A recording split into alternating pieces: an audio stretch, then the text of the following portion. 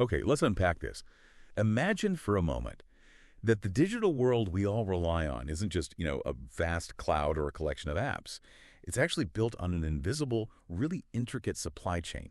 This complex web of hardware, software, services, all constantly flowing between companies to make everything work. Now, what happens when a critical link in that chain suddenly breaks? Today, we're diving deep into a recent and highly disruptive ransomware attack that struck Ingram Micro. And this isn't just any company. Ingram Micro is a titan, truly one of the world's largest IT distributors. People often describe them as the very backbone of enterprise IT procurement. So when they get hit, well, the tremors are felt globally. And that's precisely why this incident is so important to understand. What's truly fascinating here is Ingram Micro's position. It's just indispensable. Think of them as like the vital circulatory system for countless businesses, big and small, that depend on them to get the technology they need, the hardware, software, cloud solutions, you name it. So an attack on Ingram Micro isn't just an internal problem for them. It has immediate, really widespread implications for basically every business downstream. That's right. And it's precisely why this isn't just another tech headline we scroll past.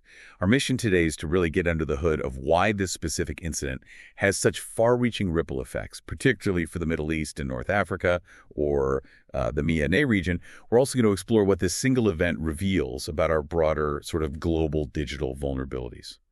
So let's get into the nitty-gritty. When did this attack actually begin? And what were the immediate signs that something was, severely wrong across their global operations? Well, it ticked off on a Thursday, and almost immediately, their global operations started to see major disruptions. We're talking about online ordering systems, crucial internal tools, customer services, all getting knocked offline across various regions. The impact was swift and comprehensive. Wow. And who was behind this digital chokehold? Do we know?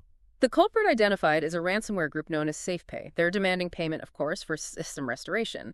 Now, SafePay is notorious for using what's called double extortion tactics. This means they don't just encrypt your systems and demand money to unlock them. They also steal sensitive data first and threaten to release it publicly if the ransom isn't paid. Big leverage. And this group, well, they only emerged in 2023, but according to a March report from Cypherma, their activity has surged by a staggering 223%. They are, unfortunately, one of the fastest escalating groups in the whole cybercrime landscape right now. 223%. That's a rapid, almost terrifying ascent into notoriety. So how swift was Ingram Micro's response once they realized they were under attack? What were their immediate priorities? Well, from what we've seen, their response was indeed prompt.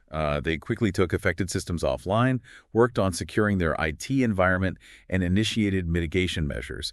They also launched a full investigation, bringing in leading cybersecurity experts, the usual drill, and notified law enforcement. They've put out statements saying they are working diligently to restore affected systems and process orders and apologizing for the disruption. A key point here, though, is that so far, no specific customer or partner data breaches have actually been reported. That's a critical detail to watch, especially with SafePay's double extortion method hanging over them. Right, that's a huge relief, at least for the moment. Now let's zoom in on why this particular incident has such a sharp focus on the MENA region. How entrenched is Ingram Micro there? Oh, their footprint is truly significant. Ingram Micro has offices and major distribution hubs scattered across key markets. Think the UAE, Saudi Arabia, Egypt, and other important markets in the region, too. And they're not just selling stuff, they're the connectors. Right. Linking the biggest names in tech with all the regional businesses. Precisely. They partner with, well, basically all the major global vendors you can think of, Microsoft, Cisco, Dell Technologies, HP, just to name a few.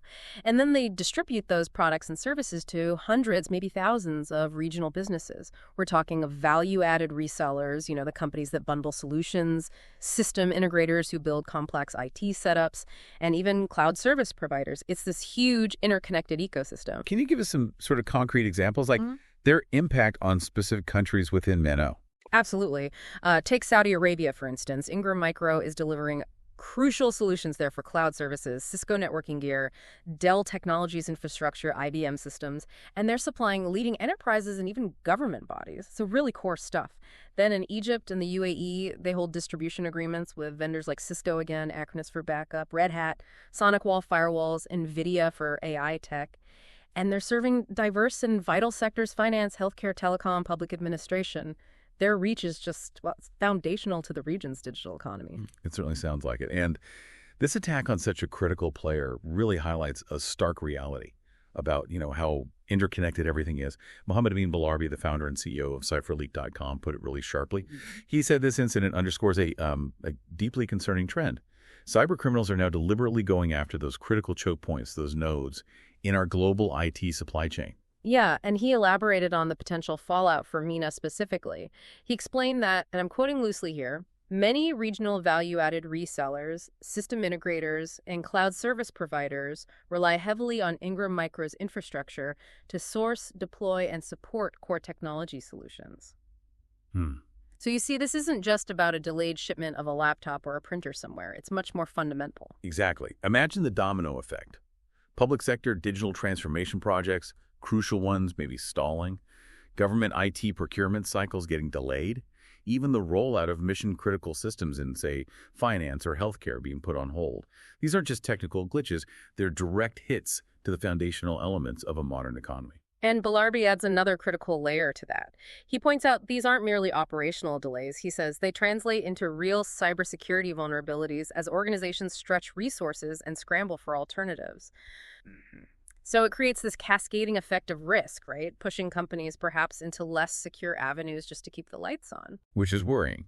And unfortunately, this Ingram Micro incident isn't happening in a vacuum in the MENA region. We've seen a disturbing pattern lately, haven't we?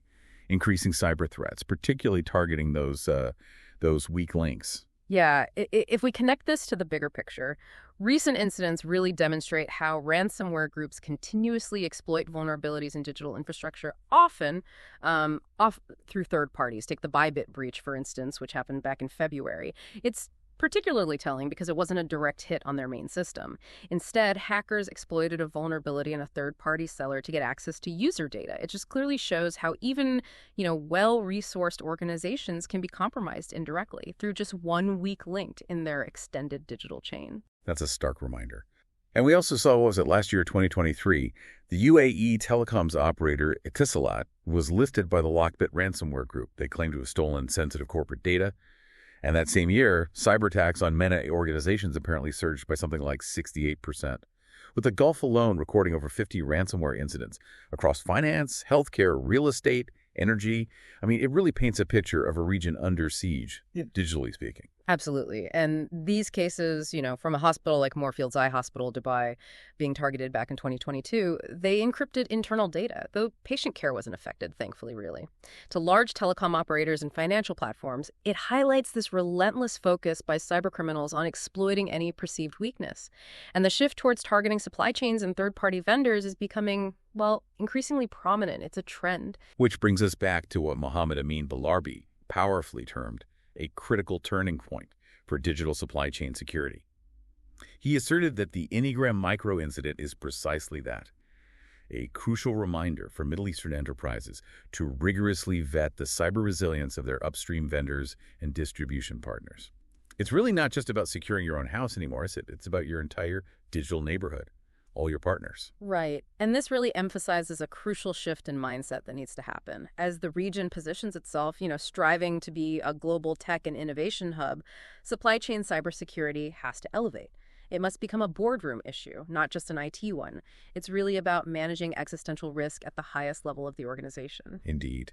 This whole incident just powerfully underscores the immense risks ransomware poses to core digital infrastructure, especially when that infrastructure is embedded across so many geographies, creating this complex web of dependencies. And look, these kinds of cases have undeniably renewed calls for stronger vendor vetting processes, enhanced endpoint security, securing every single device that connects to a network, and also more robust regional enforcement around digital supply chain protections. It's becoming clear that maybe the existing measures just aren't quite enough for the evolving threat landscape we're seeing. So, what does this all mean?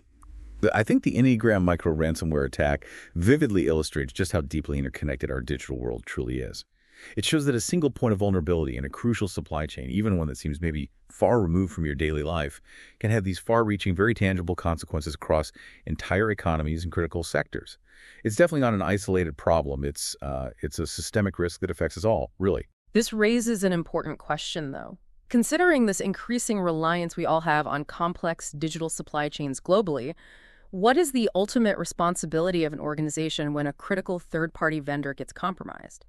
And maybe more importantly, how can we collectively ensure resilience in an age of escalating cyber threats, especially when the weakest link might not even be your own? That's a really crucial question to ponder. As you navigate your own digital interactions and maybe think about your organizational practices, consider those invisible links that hold our digital world together and the surprising ways they could be tested.